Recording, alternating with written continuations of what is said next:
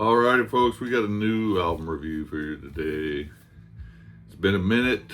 We have Kate's Acid, Hellbender, new album review. This came out maybe March, February. When it first came out, it's a high roller release slipcase.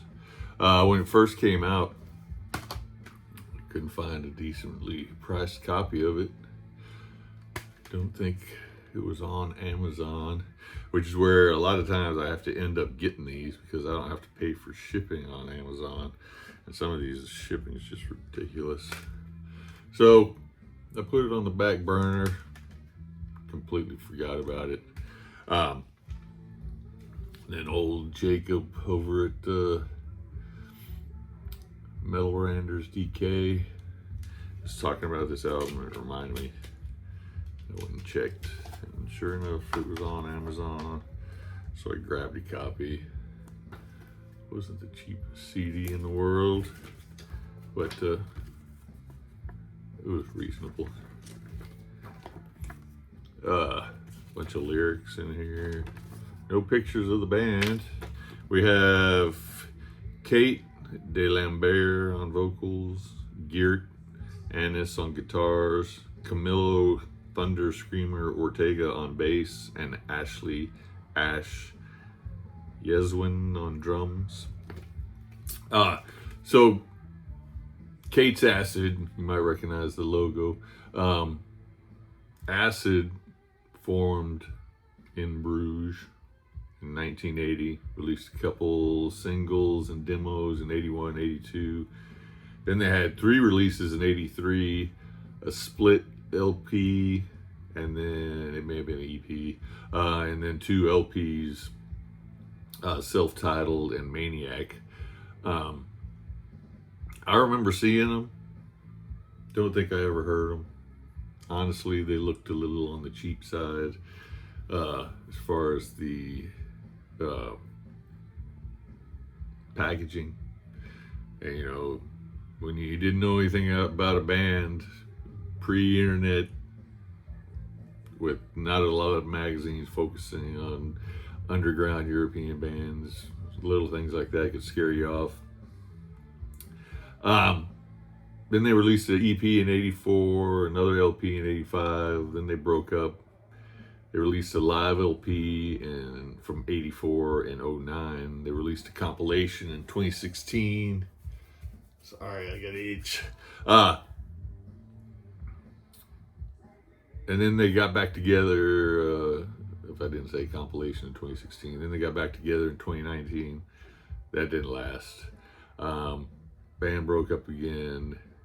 The drummer from Acid, whose name is Anvil, I believe, he owns the rights to Acid, the name. So Kate reformed the band.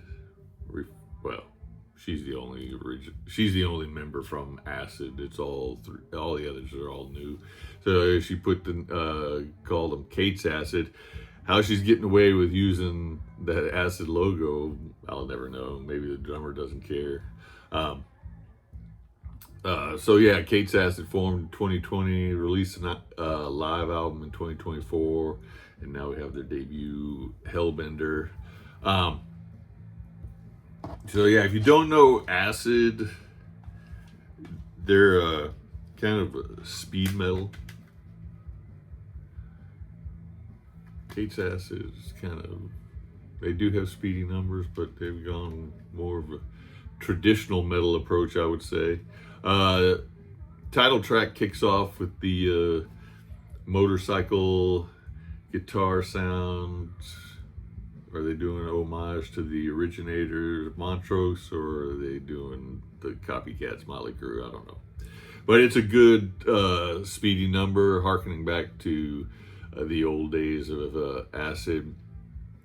Kate's voice is still really strong. You can tell she's probably lost that upper register, but she still sounds really good. Killer guitar solo on this one. Like I said, it's more traditional metal than speed metal, but it's still a really good good speedy number. One of the speedier numbers on the album. One of my favorite songs on the album. Guitar player, what was his name again? Geert, Annys. He was in Ostrogoth for a couple of years, but I don't think he put anything out with him. It was in the 2010s.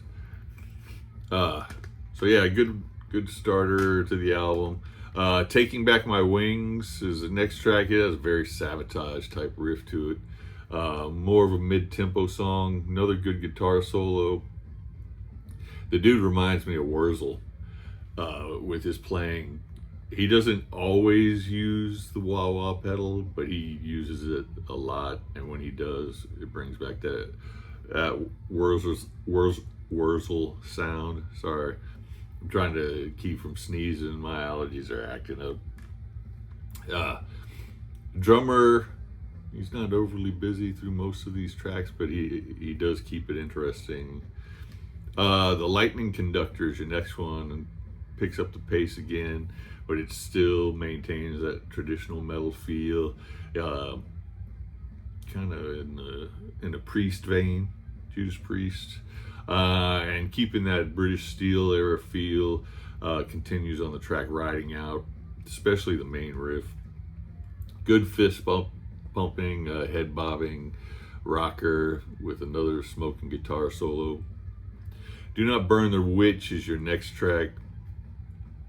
Definitely has a Point of Feel entry feel on this riff, but the chorus is straight up new wave of British heavy metal. Very Angel Witch sounding. Ash's drumming really drives this track along. Then you get Valkyrie. This actually brings in some Tornilla era rapid fire riffing. Calm down over there. With a more old school acid vocal delivery, where she's trying to hit those highs again. Fiery drumming pushes this speedy number back to near speed metal territory.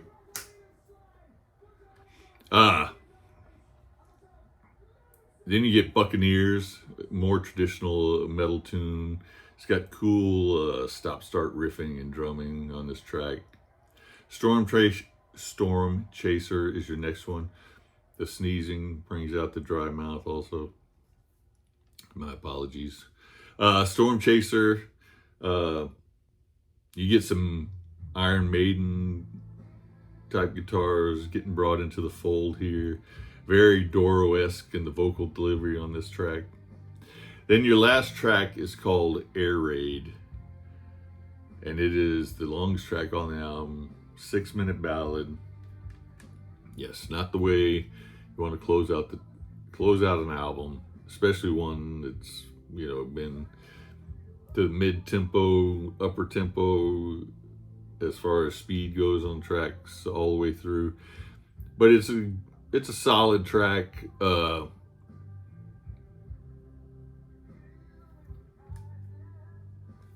me find my place here. I lost my place.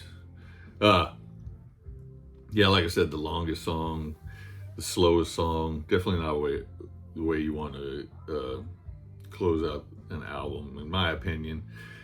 Like I said, it does have some good crunchy riffing going on to bring the song along. Some really solid drumming and soloing. So it's a good tune, but it's definitely not one of the stronger tunes on the album. So I'm still gonna give this a 8.1 out of 10. Hellbender and Valkyrie, probably my two favorite tracks. Like I said, Kate's Acid, more in the traditional metal than the speed metal of old Acid. But I mean, the albums are 40 years apart. It's not really the same band anymore, is it? She still has the pipes, even if she can't reach that upper echelon anymore of those highs anymore. But like I said, great guitar playing. The dude definitely reminds me a lot of Wurzel, and that's not a bad thing. Great drumming. Really solid album. Kate's Acid, Hellbender, 8.1 out of 10. You guys have a good one.